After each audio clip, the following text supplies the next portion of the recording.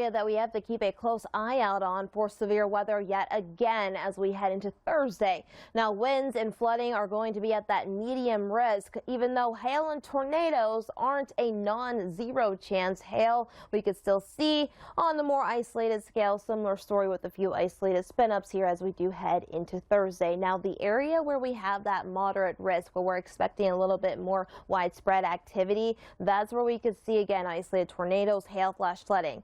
That's the story. Anywhere that you see shaded, even in yellow, just more isolated in nature when it comes to the severe weather. Bit of a punch anywhere from southwestern PA, including those storms firing off. We get that instigator that we need when we get that daytime heating, and well, we have the moisture there, and these storms are going to want to dump some heavier rain as well. So unfortunately, we've been tracking that wildfire smoke building here across a lot of the west over the past week or so. That's because we still have wildfires that we're battling there on the ground.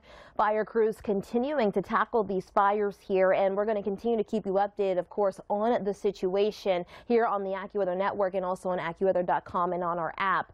Now, hazy sunshine expected here across the northwest here throughout the rest of the week, though unfortunately we're also tracking pockets of reduced air quality, especially where that thicker smoke does set up. It's still bone dry, though we are still tracking again some wildfire conditions, especially when it comes to fire weather. We have the heat, we have the dry air. Now, we're keeping a close eye here on the winds, but things are certainly heating up here across the west into the Intermountain West and the Northern Rockies. As for our Thursday highs, Boise, you're at 103, feeling the heat again. Helena, you're at 9. San Fran down to SD, San Diego, not bad, into the 70s. It's going to be quite comfortable there up and down I-5, though as you head a little bit further east, that's when things are going to be heating up Thursday through Sunday. High pressure is going to take hold across this area. You'll see this big ridging, allowing that heat to continue to build. If we look at areas like Spokane, highs going to be rising to the triple digits here Friday into Saturday.